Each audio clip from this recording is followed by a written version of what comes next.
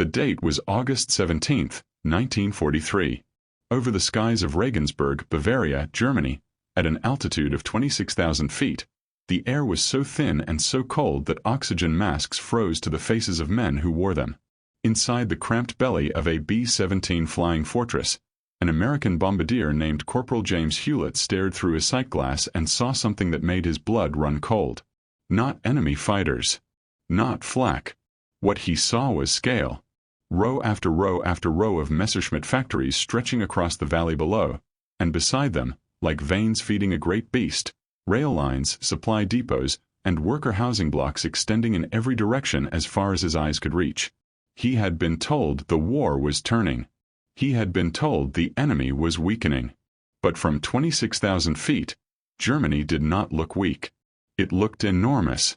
And somewhere below him, in one of dozens of Luftwaffe airfields scattered across occupied Europe, a German fighter pilot named Lieutenant Karl Brenner sat in the mess hall and laughed. Not out of nervousness. Out of genuine, confident amusement. Because that morning, during a routine briefing, one of the younger pilots had asked about the Republic P-47 Thunderbolt, the heavy, barrel-shaped American fighter that had begun appearing over the English Channel in growing numbers. Brenner had shaken his head and smiled. The P-47, he explained to the junior officer, was a joke. It was slow. It was heavy. It climbed like a loaded transport plane. It could not turn with a Messerschmitt Bf 109. It could not dogfight with a Focke-Wulf Fw 190. It was, in Brenner's words, a flying truck.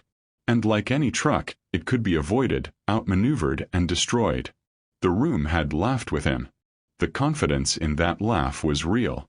It was not arrogance born from ignorance. It was arrogance born from experience, because until that point they had mostly been right. But here is what Karl Brenner did not know that morning. He did not know that the P-47 was not finished. He did not know that Republic Aviation, a single American aircraft manufacturer based in Farmingdale, New York, was about to do something that no nation on earth had ever attempted at that scale before. He did not know that within 18 months, the sky over Europe would be so saturated with P-47 Thunderbolts that German pilots would stop laughing entirely.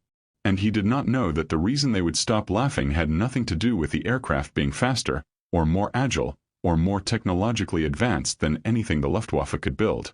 The reason was far simpler, far more brutal, and far harder to fight.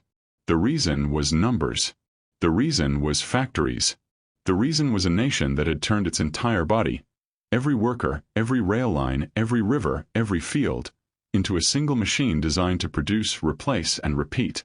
And once that machine was running at full speed, no amount of tactical brilliance, no amount of pilot skill, and no amount of ideological conviction could stop it. Not because the Americans were braver, not because their technology was superior in every way, but because they could afford to lose. They could lose 1,000 aircraft and replace them in weeks. They could lose pilots and train new ones faster than the enemy could shoot them down. They could bleed and keep bleeding and still grow stronger, while the other side bled and grew weaker with every single drop. This is not a story about a single battle. This is not a story about a single hero or a single aircraft.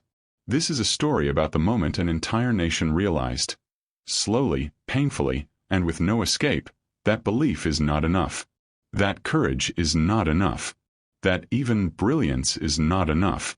When the other side has the factories, the fuel, the food, the manpower, and the will to use all of it, the war is already decided. The only question left is how long it takes for the losing side to finally admit it. Karl Brenner laughed at the P-47 Thunderbolt in the summer of 1943. By the spring of 1945, he was not laughing at anything at all. If this story grips you, if you want to understand how industrial power broke ideology apart, piece by piece, bullet by bullet, then subscribe to this channel. Because what comes next is far bigger than one aircraft. It is the story of how America turned a war into a math problem, and how Germany lost not on the battlefield, but on the factory floor. To understand why the Germans laughed at the P-47 Thunderbolt, you must first understand what they believed. And to understand what they believed, you must understand the world they had built inside their own minds, a world where German engineering was supreme, where German pilots were the finest in the sky, and where the industrial might of the Reich was so powerful that no enemy could match it. This was not propaganda alone. In the early years of the war it was fact, and facts, once established, become beliefs. And beliefs, once established, become identity. By 1943, German confidence in air superiority was not just an opinion. It was bone-deep certainty. The Luftwaffe had dominated the skies of Europe since 1939. Over Poland, over France, over the English Channel, over the Soviet Union, German fighter pilots had faced every opponent the world could throw at them and had, in most engagements, come out ahead. The Messerschmitt Bf 109 was a razor-sharp machine. Light, agile, and deadly in the hands of skilled pilots. The Focke-Wulf Fw 190, introduced in 1941, was even better.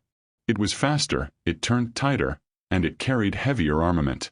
German pilots trained on these machines developed an almost spiritual relationship with their aircraft. They knew every sound the engine made. They knew exactly how many degrees of bank they could pull before the wings gave out. They knew instinctively how to kill in the air. And they knew with absolute certainty that their machines were better than anything the Americans or the British could build. So when the P-47 Thunderbolt first appeared over the skies of France in April 1943, the reaction among Luftwaffe pilots was not alarm. It was curiosity, followed quickly by dismissal. The aircraft looked wrong to them. It was enormous compared to a fighter. Its wingspan stretched nearly 40 feet. Its fuselage was thick and round, like a barrel with wings attached. It weighed nearly 8,000 pounds, almost twice the weight of a fully loaded Bf 109. When German pilots first encountered it in combat, many of them reported the same thing. It was slow to climb, slow to turn, and seemed to hang in the air like a target waiting to be hit.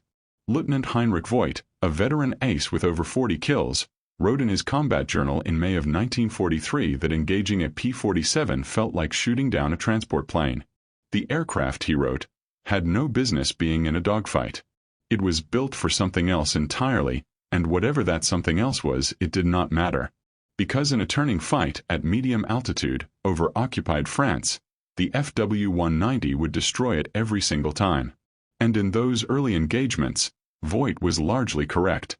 The P-47, when forced into a close-turning dogfight at low or medium altitude, was at a serious disadvantage against the Fw-190. German pilots who understood this exploited it ruthlessly. They climbed above the Thunderbolts, attacked from above, and then dove away before the heavier American fighter could follow. It was a tactic called the hit and run, and it worked. In the first weeks of P-47 operations over Europe, American losses were significant. The Germans saw exactly what they expected to see: a heavy, slow, overbuilt machine that could not compete in the kind of aerial combat that mattered most. But here is where belief becomes dangerous.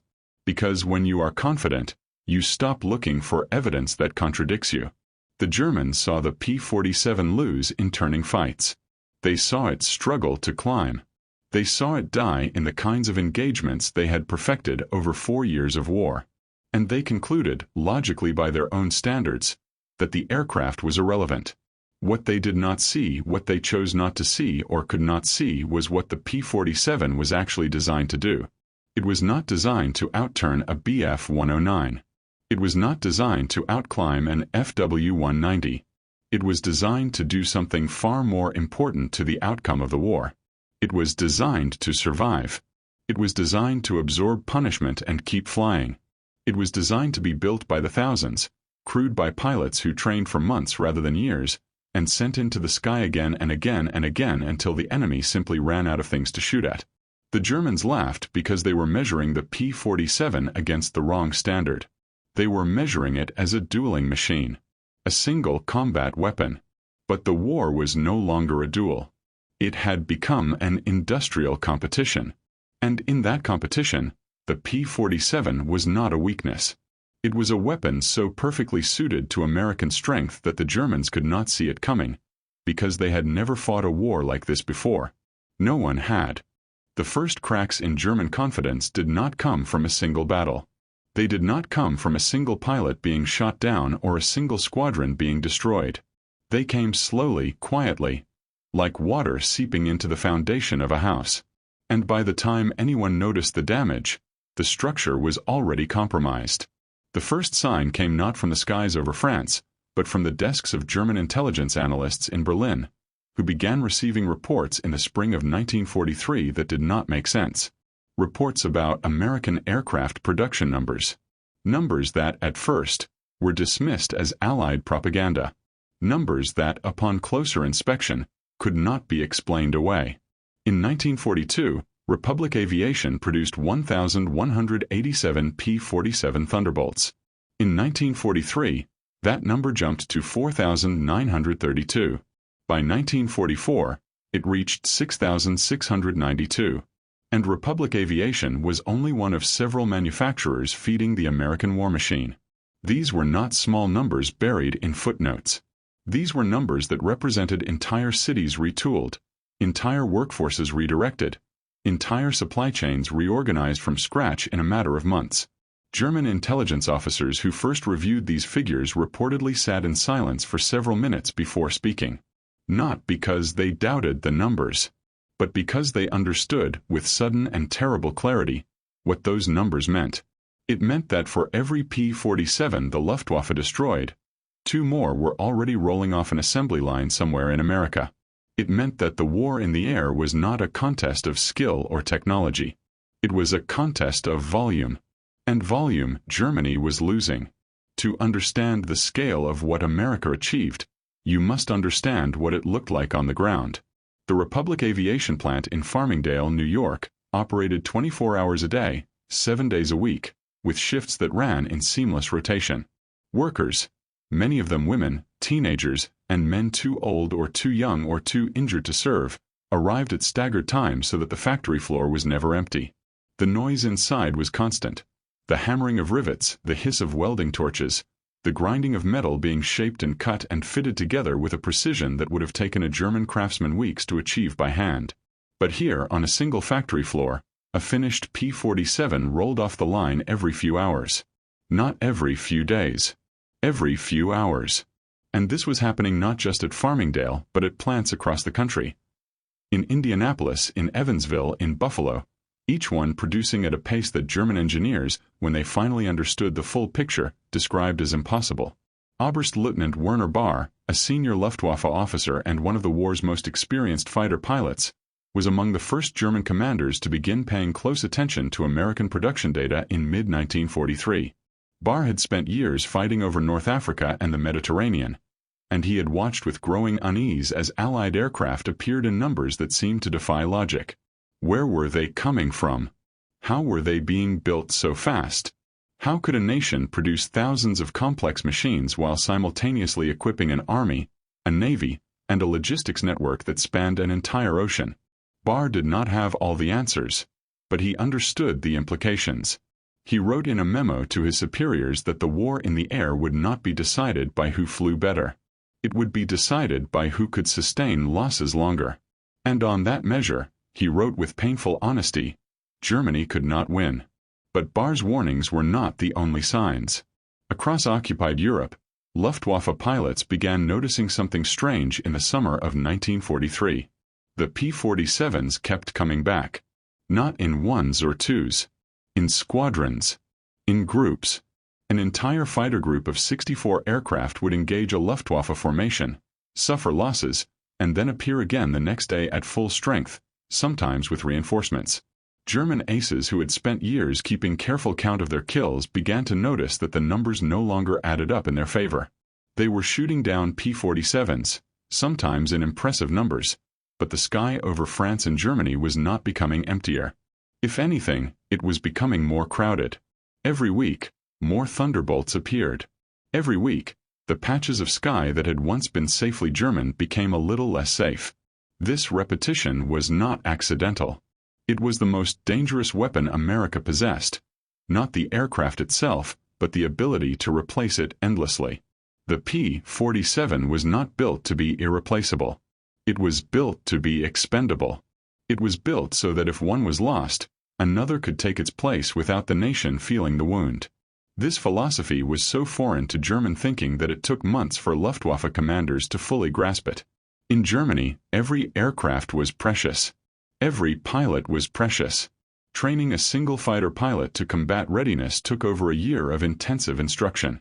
Losing one was not just a tactical setback, it was a strategic wound. But in America, the pipeline never stopped. New pilots graduated from training programs in Arizona and Texas and Florida in numbers that seemed almost absurd. Thousands of them. Then tens of thousands. Each one competent enough to fly, to fight, and to force the enemy to spend time and resources destroying them. Even if they never became aces. The Germans had built a war machine designed to win through excellence. America had built one designed to win through endurance. And by the autumn of 1943, the first German pilots who truly understood this distinction began to feel something they had not felt since 1939. Not fear exactly. Something quieter. Something heavier. The slow, creeping realization that excellence, no matter how brilliant, cannot outlast a machine that never stops producing. If the weight of this realization unsettles you, if you want to see exactly how that weight crushed an empire from the inside out, then subscribe to this channel. What comes next reveals the human cost of that collapse, told through the eyes of the men who lived it. By the winter of 1943, the sky over Western Europe had become a graveyard. Not for Americans. For Germans. The irony was sharp and cruel. The very aircraft the Luftwaffe had dismissed as slow, heavy, and irrelevant was now appearing in such numbers that entire fighter units were being ground down faster than they could be replenished. But the P-47 was not winning through speed. It was not winning through superior maneuverability. It was winning through something far less glamorous, and far more devastating. It was winning through presence. Through sheer, relentless, suffocating presence. And as that presence grew, something began to shift inside the minds of the men who flew against it. The first transformation was tactical. In the early months of P-47 operations, German pilots had confidently dictated the terms of engagement. They chose when to fight, where to fight, and how to fight. They climbed above the Thunderbolts, attacked on their terms, and disengaged before the heavier Americans could respond. But by late 1943, this luxury began to disappear. The reason was not that the P-47 had become faster or more agile overnight. The reason was that there were simply too many of them to avoid. When a German fighter unit encountered not a handful of Thunderbolts but dozens, sometimes over 100, the old tactics of climbing above and disengaging no longer worked. There was nowhere to go that was not watched. Nowhere to climb that was not already occupied. The sky, which had once belonged to Germany, was becoming contested territory. And contested territory, in air combat, is a place where even the best pilots begin to make mistakes. Lieutenant Karl Brenner, the same pilot who had laughed at the P-47 in the summer of 1943, flew his first serious engagement against a large group of Thunderbolts in November of that year over the coast of France. He later wrote about the experience with a tone that was markedly different from his earlier confidence. He described looking up and seeing what he called a dark ceiling of aircraft, stretching across the sky in every direction. He wrote that for the first time in his career, he felt not like a hunter, but like prey. The encounter lasted only minutes. Brenner disengaged and returned to his airfield unhurt. But the feeling did not leave him. It stayed with him through the winter, growing heavier with each mission, because every time he went up, the ceiling was darker. Every time he looked around, there were more of them. This psychological shift was not unique to Brenner. Across the Luftwaffe, combat reports from late 1943 and into 1944 begin to carry a different tone. The early reports, confident, clinical, dismissive, gave way to something quieter. Pilots began writing about exhaustion, about the weight of flying mission after mission against an enemy that simply would not diminish, about the strange helplessness of destroying aircraft only to see them replaced the next day as if they had never existed. Oberfeldwebel Hans-Ulrich Rudel, one of the Luftwaffe's most celebrated pilots, wrote in his memoirs that by early 1944, the mood among fighter pilots had shifted from aggression to a kind of grim resignation. Not defeat, he was careful to say. Not yet. But an awareness, quiet and uncomfortable, that something fundamental had changed in the war, and that change had nothing to do with flying. The numbers behind this psychological shift were devastating. In 1943 alone, The Luftwaffe lost over 10,000 aircraft on all fronts. Germany produced roughly 9,500 fighter aircraft that same year, a number that sounded impressive in isolation but meant nothing when compared to the combined Allied production of over 50,000 aircraft globally. The Germans were not just losing aircraft. They were losing pilots. And pilots, unlike aircraft, could not be built on an assembly line. Training a German fighter pilot to full combat readiness required over 200 hours of flight time and months of intensive instruction. By contrast, the Americans had developed a streamlined training program that could produce a combat-ready pilot in roughly 200 hours as well, but the Americans had the airfields, the fuel, the instructors, and the open sky to run that program on an industrial scale. Thousands of pilots trained simultaneously across the vast plains of Texas, Arizona, and Oklahoma, where the weather was clear, the land was flat, and the sky was empty. Germany had no equivalent. Its training infrastructure was being bombed, its fuel supplies were shrinking, and its instructors were dying faster than new ones could be found. The math was merciless. For every German pilot killed in combat, the replacement took months to train, if a replacement could be found at all. For every American pilot lost, another was already halfway through his training, ready to step into the cockpit within weeks. This asymmetry was not visible from 30,000 feet. It was not something a pilot could see or touch or point to. But it was felt. It was felt in the way the sky grew quieter for the Germans and louder for the Americans. It was felt in the way formation leaders began to notice that the pilots flying beside them were younger each month, less experienced, less confident, less capable of the split-second decisions that kept a man alive in aerial combat. The experience that had once been the Luftwaffe's greatest advantage was being bled out, one engagement at a time, and nothing in Germany's industrial or military system could stop the bleeding. What made this process so psychologically corrosive was its invisibility. There was no single moment of defeat, no single battle that broke the Luftwaffe's spirit. There was only the slow, grinding accumulation of losses, day after day, mission after mission, against an enemy that seemed to have no bottom. You could destroy 10 P-47s in a single engagement and feel for a moment like the old days, like the war was still winnable. But the next morning, you would climb into your cockpit and look across the formation and see that 2 of your own pilots had not come back. And the morning after that, 3 more would be gone. And the replacements who arrived were quieter than the men they replaced. Younger, less steady, less certain. The confidence that had once filled German fighter units like oxygen was being replaced, molecule by molecule, by something no amount of tactical skill could cure. It was the slow, silent understanding that the war in the air had become a war of mathematics. And mathematics, for the first time, was no longer on Germany's side. The P-47 Thunderbolt did not win the war alone. No single aircraft did. No single weapon, no single battle, and no single moment decided the outcome of the Second World War. But the story of the Thunderbolt is important precisely because it illustrates something that history often obscures: the quiet, unglamorous, relentless process by which industrial nations defeat ideological ones.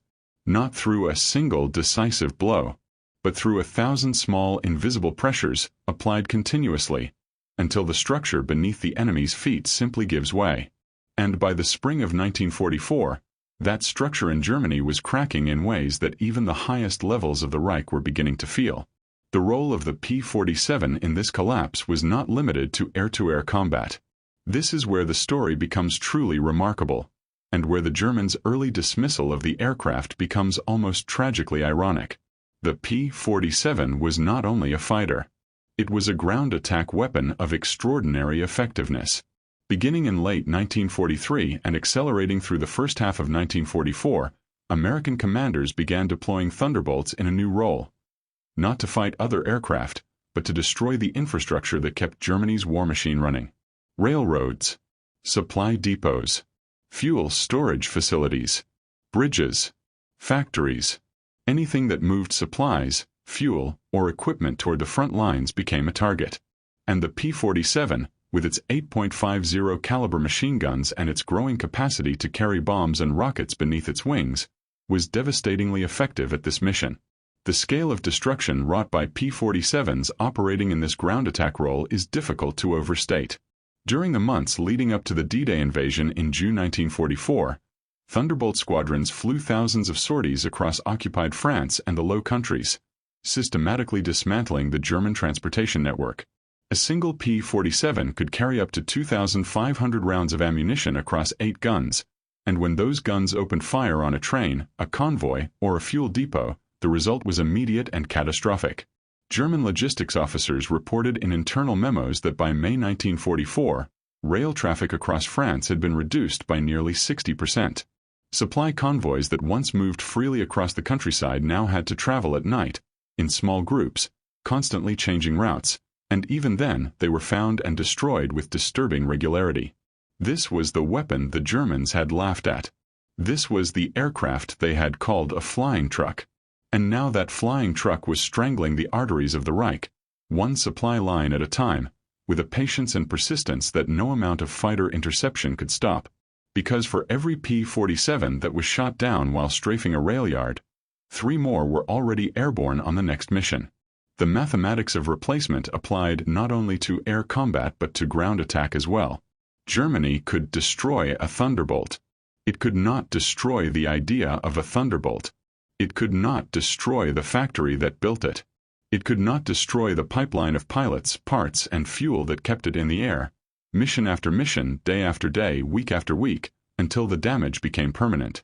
General Feldmarschall Albert Kesselring, the German commander in Italy and one of the most respected military minds in the Wehrmacht, wrote in his post-war memoirs that the Allied air campaign against German logistics was the single most consequential strategic decision of the entire war.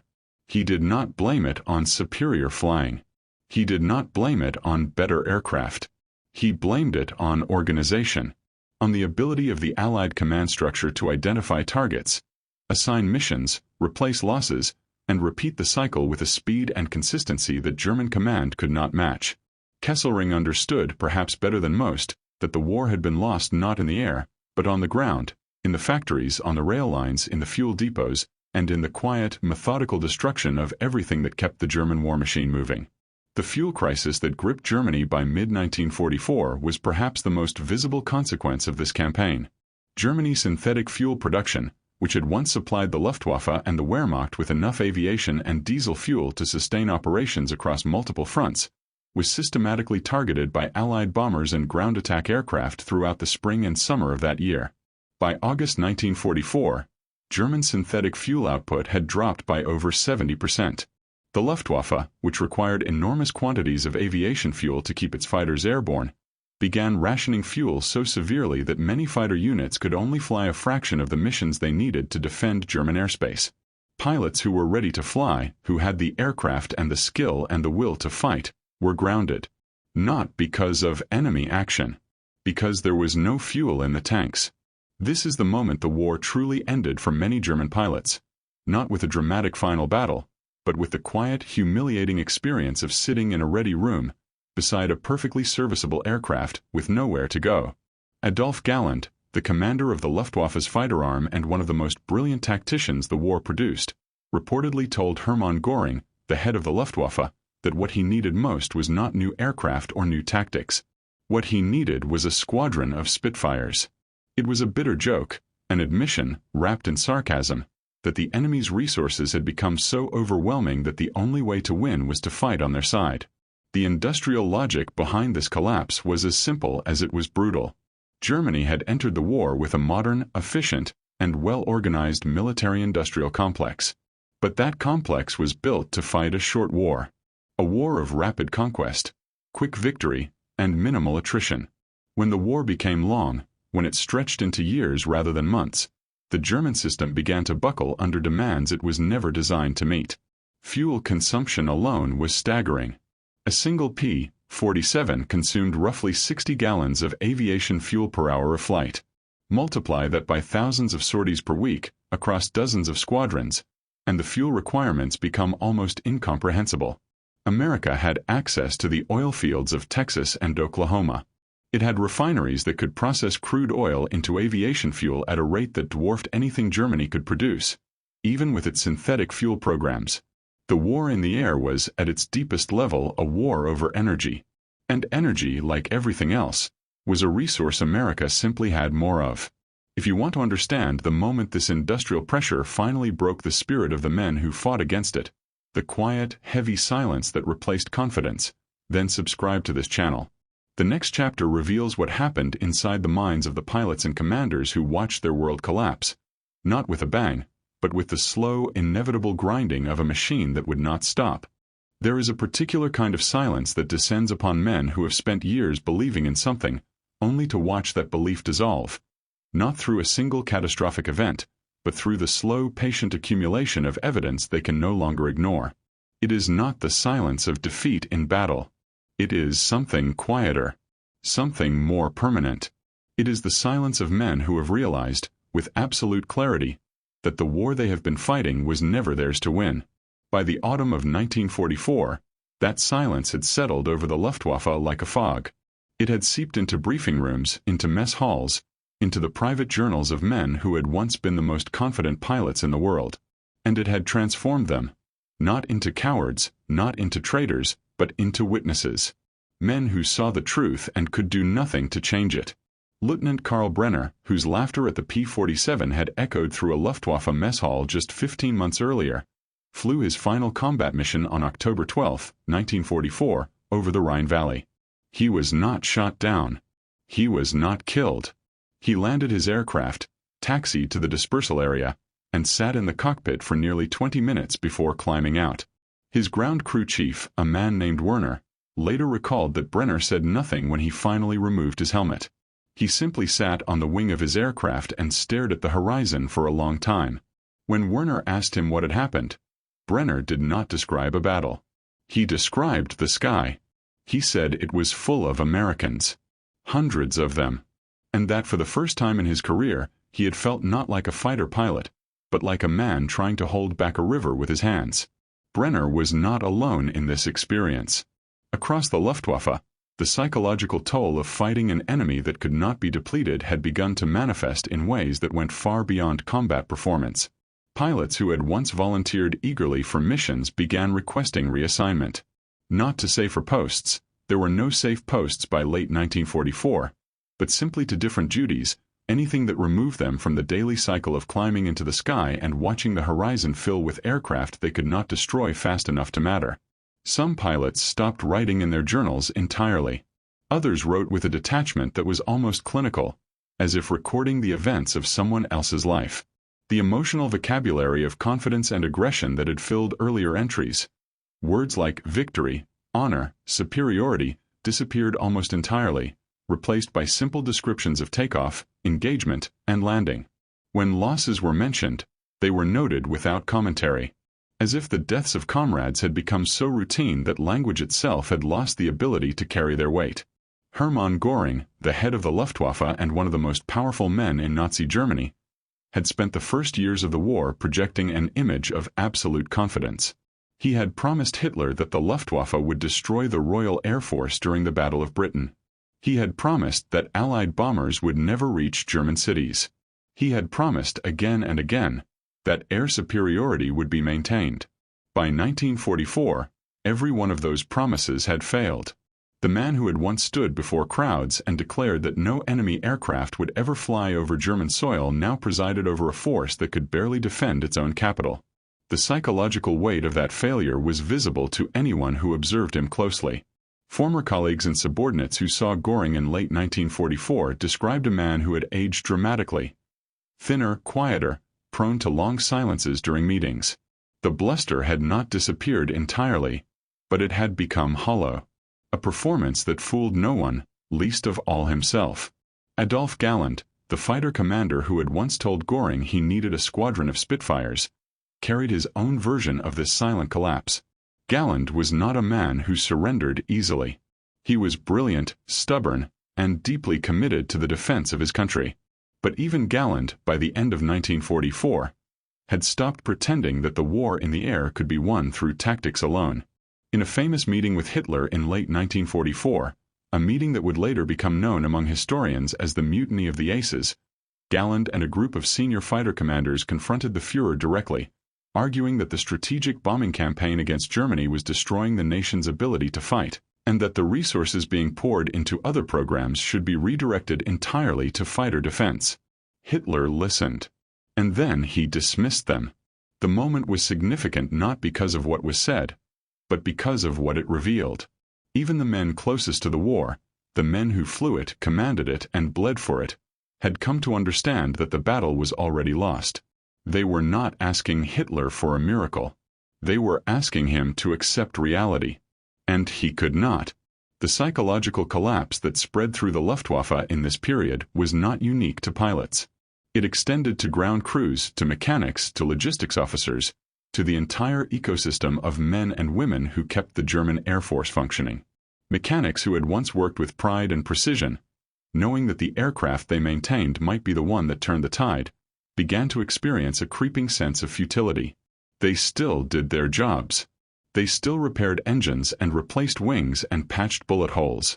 But the knowledge that every aircraft they fixed would eventually be destroyed, and that its replacement would also be destroyed, and that this cycle would continue until there was nothing left to fix, drained the work of meaning. It did not stop the work, but it changed the spirit in which it was done. And that change in spirit, from purpose to endurance, was one of the quietest and most consequential psychological shifts of the entire war. The Germans had built their war effort on belief. Belief in their leaders. Belief in their technology. Belief in their destiny. That belief had sustained them through years of hardship, sacrifice, and loss. It had kept factories running, pilots flying, and soldiers fighting long past the point where rational calculation suggested they should stop. But belief, like any fuel, can be exhausted. And by late 1944, the fuel was running out. Not because the Germans had lost their courage or their will, but because belief requires evidence to sustain it. And the evidence, by now, was overwhelming. The sky was full of Americans. The factories were burning. The fuel was gone. The replacements were not coming. And the war that had once seemed destined to end in German triumph, had become, in the minds of the men who fought it, something they could no longer explain away. Something they could no longer laugh at. Something they could no longer deny. The war in Europe ended on May 8, 1945, with the unconditional surrender of Nazi Germany. But for many of the men who had fought it on both sides, the war had ended long before that date. It had ended quietly, invisibly, in the space between one belief and the next. In the moment a pilot looked up and saw the sky full of enemies and understood, with sudden and terrible clarity, that there were simply too many of them to defeat. In the moment a commander sat down with production numbers and realized that the gap between what Germany could build and what America could build was not closing. It was widening. In the moment an ideology that had once promised greatness collided with the cold, indifferent mathematics of industrial production, and lost. Not with a bang. Not with a final heroic stand, but with a slow grinding silence that settled over an entire nation like snow falling on a battlefield long after the fighting had stopped. The P-47 Thunderbolt ended the war with a record that speaks for itself. Over the course of the conflict, Republic Aviation and its partner manufacturers produced a total of 13,436 Thunderbolts.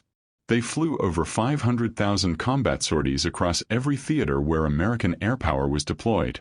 They destroyed thousands of enemy aircraft in air-to-air combat, and they destroyed tens of thousands of ground targets. Trains, trucks, fuel depots, bridges, factories, and supply lines, in a sustained campaign of interdiction that starved the German war machine of the resources it needed to fight. The aircraft that German pilots had called a flying truck turned out to be one of the most consequential weapons of the entire war. Not because it was the fastest, not because it was the most elegant, but because it was there, day after day, mission after mission, in numbers that no enemy could match, replace, or survive. But the story of the P-47 is not really a story about an aircraft. It is a story about what happens when an entire nation turns itself into a single unified machine, when every factory, every rail line, every river, every farm, and every human hand is directed toward a single purpose. America did not win the war in the air because it produced better pilots or more advanced technology, though in many cases it did both. America won because it built a system, a vast, interconnected, self-sustaining system of production, training, logistics, and replacement that could absorb any loss and keep moving forward. When AP-47 was destroyed, another was already finished. When a pilot was killed, another had already graduated from training. When a supply line was cut, another was already being built. The system did not stop. It did not pause to mourn. It did not hesitate. It simply continued relentlessly, until the other side could no longer continue at all. The post-war world that emerged from this industrial triumph was shaped profoundly by the lessons the war had taught. Germany, the nation that had believed its destiny was written in the stars, spent the years after 1945 rebuilding itself not through ideology or nationalism, but through the very industrial methods it had once dismissed as soulless and mechanical. The German economic miracle of the 1950s and 1960s, one of the most remarkable recoveries in modern history, was built on factories, on infrastructure, on trade, and on a pragmatic, almost reverent respect for the power of production. The men and women who built that new Germany understood something their parents' generation had not. That greatness was not built on myth. It was built on capacity, on the ability to make things, move things, and sustain things day after day, year after year without interruption. The former enemies of the war became, within a single generation, the closest allies the world had ever seen. Germany joined NATO in 1955. It partnered with the United States in trade, in diplomacy, and in the shared project of rebuilding a continent that war had nearly destroyed. The transformation was not born from sentiment or forgiveness alone. It was born from a shared understanding, painful, hard-won, and permanent, that the wars of the 20th century had proven something about the nature of modern conflict. That ideology, no matter how powerful, cannot feed an army. That belief, no matter how sincere, cannot build an aircraft. That courage, no matter how real, cannot replace a bullet. Only industry can do these things. Only systems can do these things. And the nations that understood this truth earliest, and acted on it most effectively, would shape the world that came after. Karl Brenner survived the war. He was captured by American forces in April 1945, held briefly in a prisoner of war camp in Bavaria, and released in the summer of that year. He returned to civilian life and eventually became an engineer, a profession that required precision, patience, and an understanding of how systems work. Whether he ever thought again about the P-47 Thunderbolt, about the sky full of Americans he had seen over the Rhine Valley, about the laughter in the mess hall that had felt so certain and so permanent, is not recorded in any document that survives. But it is reasonable to assume that he did. That the memory stayed with him, not as a wound, but as a lesson. A quiet, heavy lesson about the distance between what men believe and what the world actually is.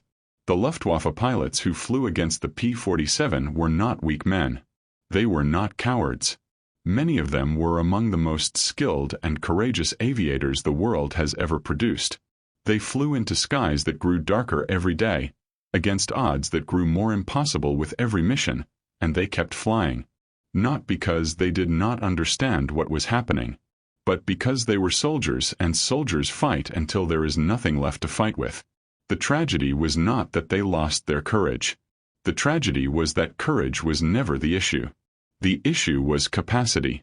The issue was math.